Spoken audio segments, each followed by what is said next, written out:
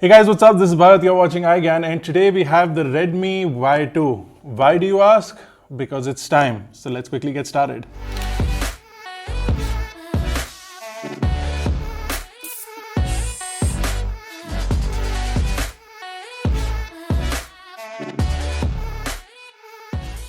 So the Redmi Y2 is the ultra budget phone from Xiaomi. Now we already saw the Redmi Y1 recently, so not been a lot of time since the Y1 was launched and the Y2 is already here.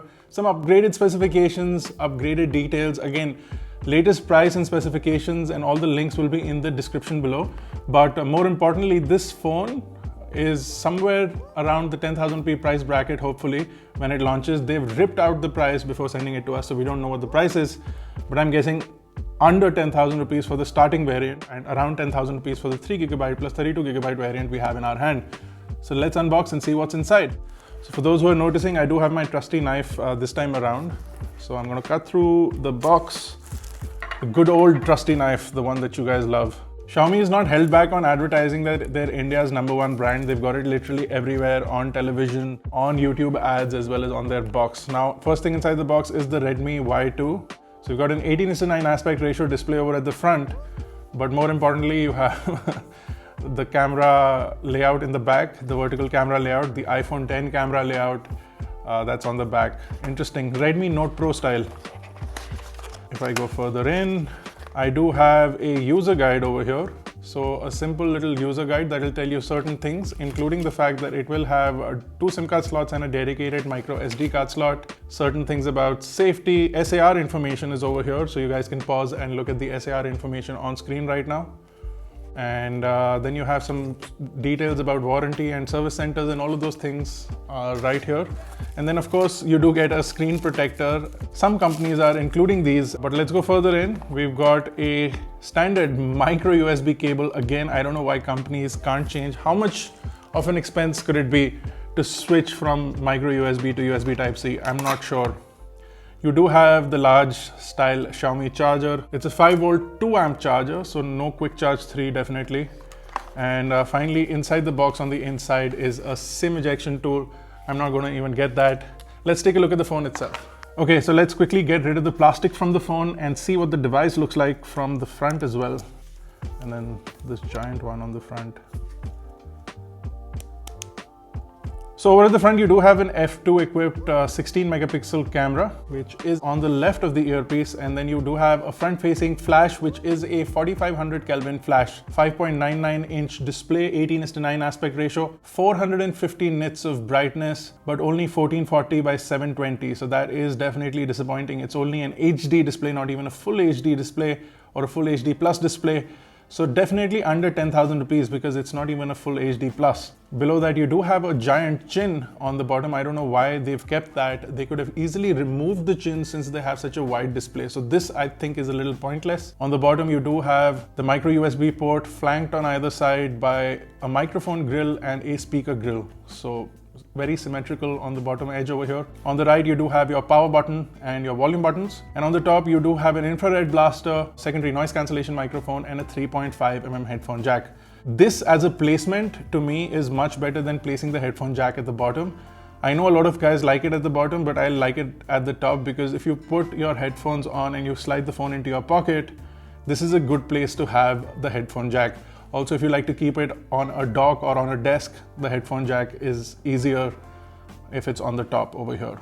On the left is the SIM tray. Like I said, you can pop in 2 SIM cards, then a dedicated micro SD card. On the back is the vertical camera layout. Now, much identical to the iPhone over here. Let me get it out of my case.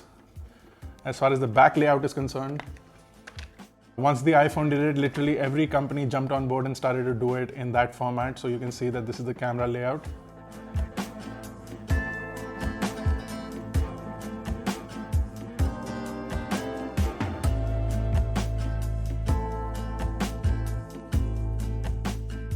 But more importantly, you do have a fingerprint sensor over here, and on the back are dual cameras. One is a 12 megapixel sensor, 5 megapixel combo. This 12 megapixel does have an f2.2 aperture. So that is definitely great. Let's quickly power it on and see what it looks like and what's running it. Right off the bat, when you power it on, you can see that it's on MIUI 9, but more importantly, it also runs Android O out of the box, which is great for a lot of people, a lot of users. Hopefully they continue to give you updates. Let's quickly get this started. So while this is powering on, I'll let you know that it runs on a Qualcomm Snapdragon 625 chipset, which is a 2 GHz chipset. You also get the Adreno 506 GPU. This variant, 3 GB of RAM and 32 GB of storage, but there is going to be a 4 GB plus 64 GB variant. But like I said, this one does have a dedicated micro SD card slot, so you can get the lower variant if you don't need the extra RAM and pop in a micro SD card up to 128 GB, I believe. Could be more.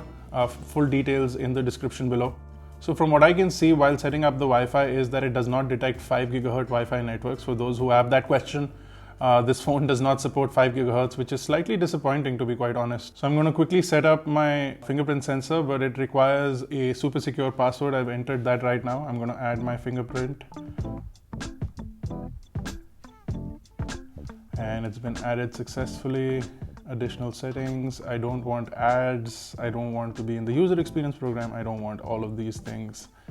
So let's quickly choose the default theme and my setup is complete. So the phone in itself is relatively lightweight at only 170 grams. It's quite comfortable in the hand. It's got a rounded backside over here. It fits very well in the hand. It's slightly wide than other phones with an 18:9 aspect ratio. So if you do have slightly bigger hands, it'll be a lot more comfortable than for those with slightly tinier hands. Either way, I do recommend that you use it in the case that it comes with, because the phone seems to be super slippery and you might easily drop it. Also, I'm not too sure about any kind of Gorilla Glass protection on the display over here, so that is something that you'll definitely need to check out before you start using this device. So I recommend getting a screen protector as well. The display is also raised from the edge, so it's not completely flush with the metal frame of the body. That means that it's exposed to drops. Again, like I said, if you use it in the cover should give you a slight lip over the display. Yes, it does. And it'll protect it from drops and slamming on the desk if you get angry. Okay, so let's right away jump into the camera. The camera is supposed to be AI powered, so it's going to get features like what the Google camera has on the Pixel, but this is Xiaomi's own interpretation of it. So what I'm assuming is that it automatically detects your scenario and then decides to take the shot in the way that you need it to be in. So this is a standard photo mode, but you do have your standard settings for tilt shift, timer, a straighten shot, a scene shot, an HHD shot, and a beautify shot as well over here. So I can turn all of these things on, including a Beautify Pro. But if I come here, there is a portrait mode, which also will use the dual cameras to blur out the background. I'm going to include this sample for you guys to check out.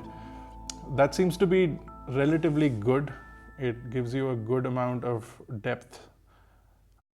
How accurate it is, I'm going to check out in a later video.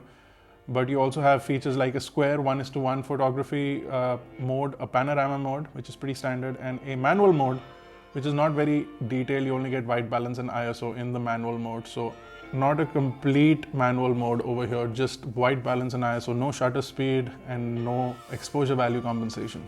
For video, you do get time lapse and slow-mo video. And if I go into settings, video quality is at full HD as a maximum, which is fine, I guess. If the phone is under a 10,000 rupee price bracket, full HD is fine for me. You also have time lapse, like I said, and then there's something called short video, which I'm assuming is just a short video. I do believe that this does have navigation gestures, so I'm going to see what those look like. So here you can see in the full screen display, it does show me the option for full screen gestures, which are gestures that were launched with MIUI 9. So simply swipe up from the bottom to quit an app or go to the home screen. If I swipe up from the bottom and pause, it goes into the multitasking. If I swipe left from the right edge, it also goes back, which is fine. So those gestures then allow me to get a full screen display on the phone. So much like, again, iOS. So typically of Xiaomi devices, you do have dual apps. So for things like Facebook, WhatsApp, if you do have two accounts to manage, You can easily do that on this phone. Instagram now allows you to have 5 accounts. If you have more than that, you can also duplicate Instagram and get up to 10 accounts. So that is something that is really handy for this device. Let me see for the display if they have a night shift mode, etc. They do have a reading mode, which is again sort of like night shift. And you also have the option to double tap to wake up the screen. The fingerprint sensor seems to be fast. I don't see any face unlock on this device. Possibly a software update to enable that, but I'm also going to go into security and see if that is an option right now. There is a face unlock option. It says I can add my face data, and let's do that. It's super slow though. It's taking a really long time to load the camera. It's just like asking me to turn my head to the right. Okay, so apparently face data has been added, and yeah, it unlocks really quickly, in fact, with the face unlock as well. So that seems to be working really well for this device. Again, I'm going to be doing a full in-depth review of this device really soon, so stay tuned for that. Benchmarks, gaming, etc. will also be included in that. Camera seems to be good. I'm also going to try out the portrait camera before I end this video. So portrait does have a depth effect as well using AI features, which seems to be slightly better, to be quite honest, with the dual camera that they have on the back. So the front camera portrait effect. So this is a sample. Again, I'll put this in the video. You guys can see it. But if I look at it, the edges seem to be really nicely marked out on this. So that is something that, again, will come in really handy for a lot of people. You can turn off the depth effect. You do have certain filters which have been updated over time, and they now start to look really nice. So some filters over here. You do have HDR on the front as well, which can come in handy for extremely bright environments.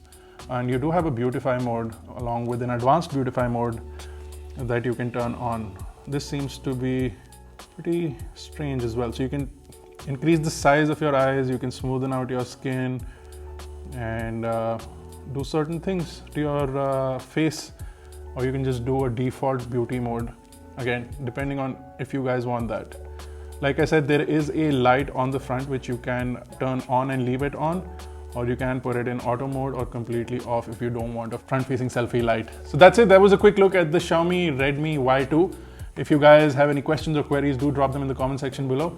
Do let us know what you want to know about this device for the full review, and we'll do that. If you want us to compare it with any other device, do let us know about that as well. In design, in respect to any other device, it looks like the Xiaomi Redmi Pro a lot, the Redmi Note 5 Pro that we checked out earlier this year. So definitely a good looking device, and if it does indeed launch under 10,000 rupees, which I expect it will, the only thing that is disappointing about this device is the HD only display, and honestly you only notice that if you're really looking for a crispy display. But in on itself, the display is quite nice. It looks quite nice, especially when you turn on the screen. It looks quite good. Viewing angles also seem to be really great as well. So that was a quick look at the Redmi Y2.